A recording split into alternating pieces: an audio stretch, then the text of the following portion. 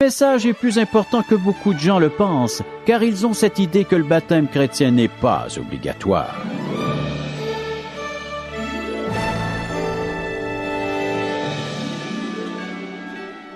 Le croyant doit sans cesse relever le défi de s'approcher des Écritures dans le but, bien arrêté, de les comprendre au meilleur de ses capacités. Cela n'est pas facile, car elles ont été rédigées il y a bien longtemps et le monde a changé depuis. Cela impose un sérieux travail de triage entre, d'une part, les mœurs et coutumes anciennes, n'ayant plus cours aujourd'hui, et d'autre part, les vérités et principes bibliques s'appliquant plus que jamais dans notre situation présente. Si ce travail est mal fait, le croyant sombre dans le légalisme en s'imposant des règles de conduite qui ne sont pas nécessaires. Mais d'autre part, s'il pense que la Bible n'est qu'un recueil de vieilleries, il ne les appliquera pas dans sa vie. Ce serait une grave erreur, car la Bible est la parole de Dieu et sa valeur dure éternellement. Elle ne change pas, et elle n'a pas changé. Ce que Dieu a écrit par le passé dans sa parole s'applique encore aujourd'hui. Cela ne veut pas nécessairement dire que toutes les lois et coutumes données par Dieu à la nation d'Israël dans l'Ancien Testament doivent encore être observées aujourd'hui dans leur intégralité par tous les chrétiens. Mais les principes derrière elles se retrouvent dans le Nouveau Testament. Nous entendons alors clairement les directives de notre Seigneur Jésus-Christ, de l'apôtre Paul et des autres auteurs. Dieu nous a donné sa parole inspirée pour que nous la prenions à cœur afin qu'elle dirige notre vie. Car le but des Écritures est de nous enseigner à vivre en étant agréables à Dieu. C'est pourquoi il est faux de prétendre que la parole de Dieu ne s'applique plus à la situation actuelle. Les coutumes changent, les sociétés vont et viennent, les pensées des hommes font entrer les civilisations dans des périodes de progrès et de décadence, mais les principes de Dieu ne changent jamais. Il ne nous donnera jamais un principe pour le vivre aujourd'hui et l'oublier demain. Le message d'aujourd'hui porte sur un principe souvent controversé de nos jours, le baptême. Beaucoup de gens entretiennent l'idée qu'il constitue une option et non une obligation. Et puisque nous voulons connaître les enseignements de Dieu sur ce sujet, ouvrons notre Bible dans le livre de l'Évangile selon Matthieu chapitre 28, versets 16 à 18. Ce message s'intitule « Le baptême selon la volonté de Dieu ». Si vous avez été baptisé, vous pensez peut-être que cela ne vous concerne pas. Cela dépend premièrement de la manière dont vous avez été baptisé. En d'autres mots, avez-vous été baptisé d'une manière conforme à la volonté de Dieu ou selon les rituels de votre Église? Et même si vous avez été baptisé de la bonne façon, savez-vous comment expliquer à quelqu'un d'autre la nécessité d'observer cette consigne venant de Dieu? Savez-vous comment répondre aux gens désireux de remettre en question vos convictions sur le baptême et sur la manière dont vous avez été baptisé? Ce message est plus important que beaucoup de gens le pensent, car ils ont cette idée que le baptême chrétien n'est pas obligatoire. Mais le baptême est une question sérieuse. Ce n'est pas simplement à prendre ou à laisser. C'est un commandement de Dieu. Nous commencerons donc notre lecture dans Matthieu chapitre 28, versets 16 et 17. Avant de mourir crucifié, Jésus avait ordonné à ses disciples de le retrouver en Galilée après sa résurrection. Cet épisode suit donc la crucifixion et la résurrection de Jésus-Christ. Versets 16 et 17. Les 11 disciples allèrent en Galilée, sur la montagne que Jésus leur avait désignée. Quand ils le virent, ils l'adorèrent, mais quelques-uns eurent des doutes. Il s'agit évidemment de la confrérie des 12 apôtres, moins Judas Iscariote, qui s'était pendu après avoir trahi Jésus. Je crois que ces 11 disciples étaient probablement accompagnés d'autres personnes, car les 11 l'avaient déjà vu plusieurs fois depuis sa résurrection, et surtout depuis l'épisode impliquant Thomas. Je crois qu'aucun des 11 ne doutait plus de la réalité objective de la résurrection de Jésus-Christ. Poursuivons notre lecture jusqu'au verset 20.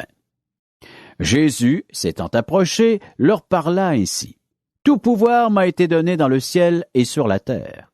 Allez, Faites de toutes les nations des disciples, les baptisant au nom du Père, du Fils et du Saint-Esprit, et enseignez-leur à observer tout ce que je vous ai prescrit. Et voici, je suis avec vous tous les jours jusqu'à la fin du monde. Ce passage est généralement connu sous le nom de la Grande Commission. Elle décrit la tâche finale confiée par Dieu aux disciples par la bouche de son Fils Jésus-Christ. Le rendez-vous en Galilée était très important pour Jésus. Il le leur avait d'abord fixé avant sa mort dans Matthieu chapitre 26, verset 32. « Mais après que je serai ressuscité, je vous précéderai en Galilée. » Et immédiatement après sa résurrection, il le leur avait rappelé par la bouche d'un ange dans Matthieu 28, verset 7. « Et allez promptement dire à ses disciples qu'il est ressuscité des morts. Et voici, il vous précède en Galilée. C'est là que vous le verrez. » Jésus avait donc clairement insisté afin que les disciples le rencontrent à un endroit précis, après sa mort et sa résurrection. Pourquoi? Parce que Jésus voulait qu'ils comprennent qu'il était vraiment celui qu'il affirmait être, le Fils de Dieu, vivant et ressuscité. Et pourquoi cela? Parce que Jésus avait une énorme tâche à confier à ses disciples, celle de répandre l'évangile de Jésus-Christ dans le monde entier. Remarquez bien la première phrase de Jésus. « Tout pouvoir m'a été donné dans le ciel et sur la terre. » Après les événements de derniers jours, Jésus avait donné une preuve éclatante de son pouvoir en infligeant une défaite concluante à la mort. Habituellement, on ne ressuscite pas après avoir été crucifié devant des centaines de témoins. Et après sa résurrection, il a été vu par des centaines d'autres personnes. Le doute n'était plus permis. Le pouvoir de Jésus sur la terre et dans le ciel était sans limite. Jésus avait donc le pouvoir et l'autorité de leur confier cette tâche impossible. Comment un petit groupe de disciples pourrait-il répandre l'Évangile à travers le monde? Comment les premiers chrétiens auraient-ils eu le courage de continuer cette tâche pendant 4 siècles, malgré les persécutions sanglantes? Comment les chrétiens d'aujourd'hui seraient-ils prêts de toucher le but avec la parole de Dieu traduite dans des centaines de langages et dialectes si Jésus-Christ ne détenait pas effectivement tout pouvoir sur cette terre? Mais Jésus a également donné à ses disciples des directives très claires. Allez, faites de toutes les nations des disciples, les baptisant au nom du Père, du Fils et du Saint-Esprit, et enseignez-leur à observer tout ce que je vous ai prescrit. Jésus savait que cette commission allait prendre du temps et qu'elle devait être transmise de génération en génération. Le petit groupe de disciples auquel il parlait ne suffirait pas à la tâche. Or, pour pouvoir enseigner aux autres, les disciples devaient bien comprendre la vérité des Écritures. C'est pourquoi le Saint-Esprit a ensuite été envoyé sur la terre afin de confirmer, de rappeler aux disciples de Jésus-Christ les choses de Dieu enseignées dans les Écritures saintes. Tout ce processus se poursuit encore aujourd'hui. Il est de la responsabilité des croyants de transmettre la vérité de l'Évangile de génération en génération, malgré l'opposition du monde. C'est pourquoi un croyant ne peut pas lire ce passage dans sa Bible en disant que Jésus ne s'adressait qu'à une petite poignée de disciples. Car Jésus s'adressait à tous ses disciples, de génération en génération. Jésus réalisait certainement que le petit groupe de disciples qu'il écoutait ne pouvait pas couvrir la terre. Le travail devait se poursuivre de génération en génération, comme l'apôtre Paul l'enseigne à son disciple Timothée, dans 2 Timothée chapitre 2, verset 2. « Et ce que tu as entendu de moi en présence de beaucoup de témoins, confie-le à des hommes fidèles qui soient capables de l'enseigner aussi à d'autres. » C'est pourquoi nous, qui connaissons personnellement Jésus-Christ comme notre Sauveur, sommes sauvés. La vérité de Dieu a été transmise de génération en génération. Elle a traversé les océans, les déserts, les plaines et les montagnes. Si vous croyez présentement en Jésus-Christ, c'est que quelqu'un vous a transmis cette vérité. Elle s'est propagée de génération en génération, de personne en personne, de famille en famille, pour se rendre jusqu'à nous. La grande commission comporte 3 volets. Premièrement, faire des disciples, en leur présentant le salut par la connaissance de Jésus-Christ. Ensuite, les baptiser, et finalement, de leur enseigner à observer ses commandements. Or, ces 3 tâches sont accompagnées d'un puissant encouragement sous forme de promesse. Et voici, je suis avec vous tous les jours jusqu'à la fin du monde. Jusqu'à la fin du monde. Non, vraiment, Jésus n'attendait pas de sa petite poignée de disciples qu'il couvre le monde en une génération. Et il nous fait cette promesse, à nous qui croyons en lui. Le Dieu qui a triomphé de la mort restera avec nous jusqu'à la fin des temps. Que pouvons-nous désirer de plus? Car avec la présence du Seigneur Jésus-Christ en nous, nous pouvons devenir, faire et réussir tout ce que Dieu attend de nous. Si nous sommes véritablement des disciples de Jésus-Christ, nous avons besoin d'être enseignés à appliquer dans notre vie les principes et les commandements de la parole de Dieu. Revenons donc au baptême. Comme nous venons tout juste de le voir, le baptême est clairement le 2e élément de la grande commission. En sachant cela, un authentique croyant peut-il vraiment dire « Je sais que je suis sauvé et que j'ai besoin d'être enseigné dans la volonté de Dieu, mais le baptême ne me semble pas obligatoire. » Or, dans certaines églises, des personnes reçoivent personnellement Jésus-Christ comme leur sauveur et certaines sont baptisées, mais d'autres pas. Cela semble être une question de préférence personnelle. Je me ferai baptiser si cela me dit. Mais Jésus, lui, a dit « Baptisez-les ». Et quand il l'a dit, il n'a pas dit d'en baptiser quelques-uns seulement. Chaque croyant doit être baptisé. La volonté de Dieu est que tous les croyants soient baptisés, et cela pour des raisons très précises. Toute l'idée de baptême n'est donc pas un rituel religieux optionnel. C'est un commandement venant de Jésus-Christ lui-même. Il est bien sûr que, dans des circonstances idéales, la cérémonie devrait être dirigée par un officiant qualifié, mais ce n'est pas toujours possible.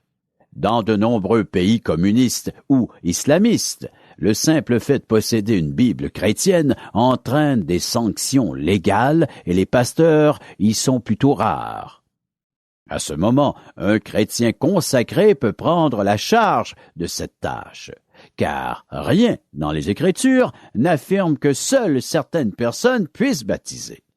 Mais nous devons bien comprendre que tous les croyants doivent être baptisés, car c'est la volonté de Dieu. Parlons maintenant de la méthode du baptême. D'un point de vue strictement biblique, nous avançons en terrain sûr, car il n'existe qu'une seule méthode pour le baptême. Mais selon les religions différentes, des méthodes différentes sont utilisées. Les plus connues sont par aspersion et par immersion. Le baptême par aspersion se contente de projeter quelques gouttes d'eau sur le baptisé afin de le mouiller légèrement.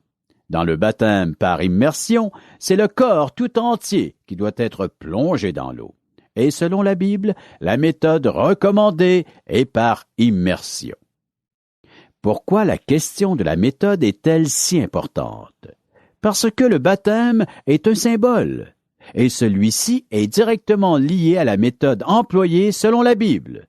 Pourquoi le corps doit-il être complètement plongé dans l'eau pour ensuite remonter à l'air libre quand il serait tellement plus commode d'asperger le visage de quelques gouttes? Parce que le baptême par immersion symbolise le processus du salut en Jésus-Christ. Voyons en quoi consiste ce processus. Supposons par exemple qu'une personne a pris une mauvaise direction dans sa vie. Elle vit par elle-même et pour elle-même. Elle est spirituellement morte et perdue. Un jour, elle est confrontée à l'évangile de Jésus-Christ. Elle est convaincue de pécher par la puissance du Saint-Esprit. Elle met alors sa confiance en Jésus-Christ et elle se détourne de son ancienne manière de vivre. La repentance est un changement d'attitude qui suscite un changement de comportement. La personne se dirige alors sur une voie différente. Le baptême symbolise qu'elle est morte à son ancien mode de vie et qu'elle marche désormais en nouveauté de vie. Nous voyons une description très claire du baptême dans Romains chapitre 6, verset 4. Nous avons donc été ensevelis avec lui par le baptême en sa mort, afin que, comme Christ est ressuscité des morts par la gloire du Père, de même nous aussi nous marchions en nouveauté de vie. Maintenant, Aucun chrétien n'a été baptisé en étant physiquement enseveli. Nous parlons ici d'un symbole. Et que symbolise le baptême par immersion? Que nous sommes morts à notre ancien mode de vie. Nous avons été complètement ensevelis avec Jésus-Christ. Nous avons placé notre confiance dans une relation avec lui et nous sommes ressuscités afin de marcher en nouveauté de vie. Si vous voulez exprimer le baptême comme Dieu a décidé de le faire et symboliser le message de Dieu inscrit dans sa Bible, l'immersion est la seule méthode valable, car elle symbolise la mort, l'ensevelissement et la résurrection. Le baptême est un commandement clair et limpide de Dieu destiné à tous les croyants. Toute excuse, toute rationalisation, tout délai, tout rejet et toute abstention est un péché du point de vue de Dieu. Comment penser que le baptême n'est pas une question importante lorsque l'ordre vient de Jésus-Christ lui-même et qu'il s'est donné la peine d'en faire un des 3 éléments de la grande commission?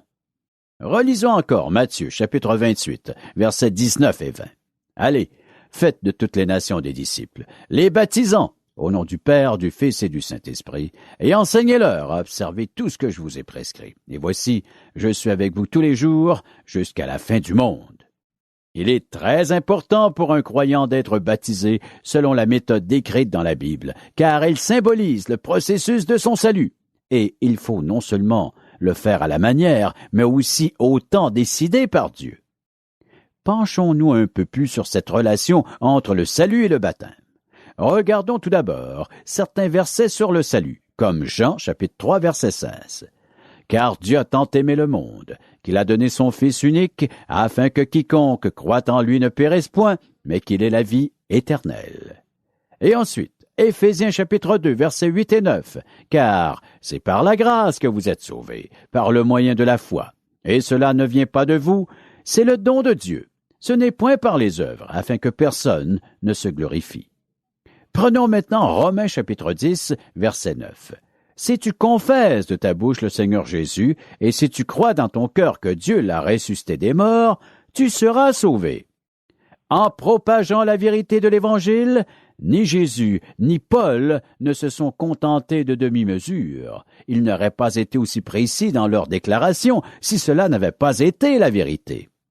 Le croyant est sauvé par la foi et non par un rituel symbolique, même s'il s'agit d'un baptême. Regardons maintenant Jean chapitre 4, versets 1 et 2. Le Seigneur sut que les pharisiens avaient appris qu'il faisait et baptisait plus de disciples que Jean. Toutefois, Jésus ne baptisait pas lui-même, mais c'étaient ses disciples. Si Jésus avait pensé que le baptême était une partie essentielle du salut, il ne se serait pas contenté d'en parler, il aurait baptisé lui aussi. Quant à l'apôtre Paul, il avait des problèmes dans l'église de Corinthe. Les croyants de cette assemblée étaient divisés entre eux. Il s'était créé des sous-groupes. Les uns voulaient suivre Paul, les autres Apollos.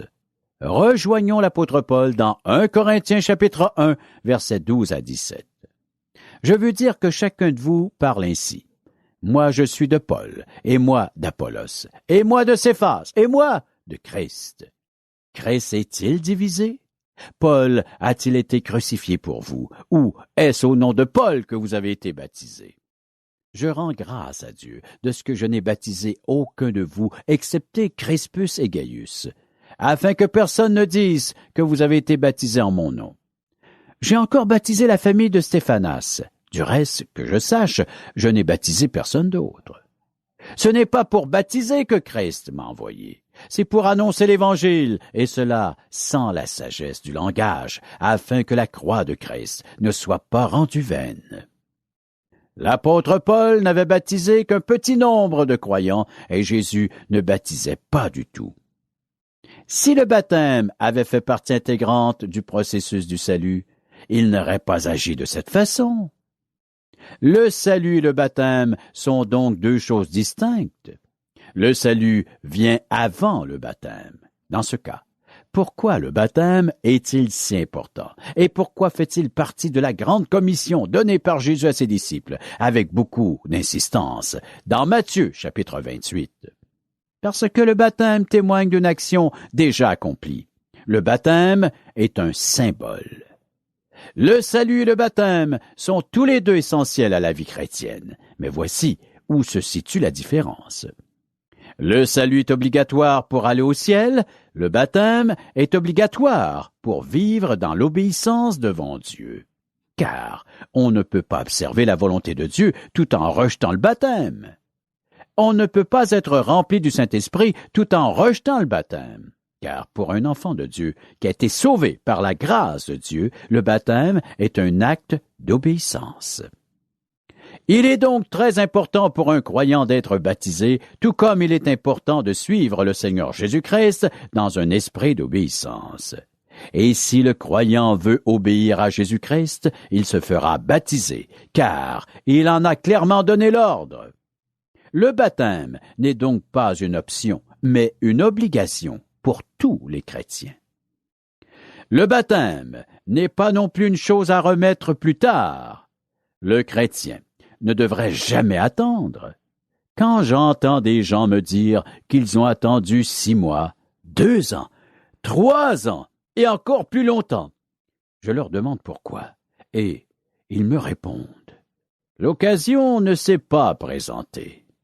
Écoutez-moi bien, Jésus ne nous a pas suggéré de nous faire baptiser.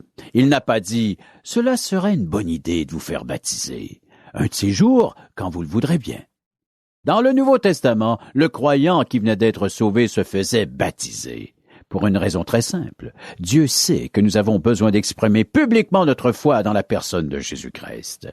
Nous devons bien comprendre qu'il existe une distinction entre le salut et le baptême, mais les deux sont importants. Supposons que vous êtes un croyant et que je vous demande qui est le Seigneur de votre vie. Vous répondrez que c'est Jésus-Christ.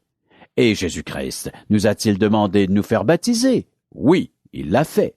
Mais si vous n'avez pas été baptisé, qui prend les décisions dans votre vie? Ce n'est certainement pas Jésus, car il vous a demandé de vous faire baptiser, et vous ne l'avez pas fait. Et si vous refusez de reconnaître sa seigneurie dans cet aspect de votre vie, comment pouvez-vous dire qu'il est le Seigneur de votre vie? Lorsqu'un croyant refuse la seigneurie de Jésus-Christ dans un aspect de sa vie, ce n'est probablement pas le seul. La nature humaine n'est pas faite comme cela. On désobéit rarement à Dieu, délibérément et volontairement dans un seul aspect de sa vie. Voici le genre de questions qu'un croyant doit se poser. Qui est le Seigneur de ma vie? Est-ce que je désire obéir à Dieu? Est-ce que je veux devenir un chrétien selon le cœur de Dieu?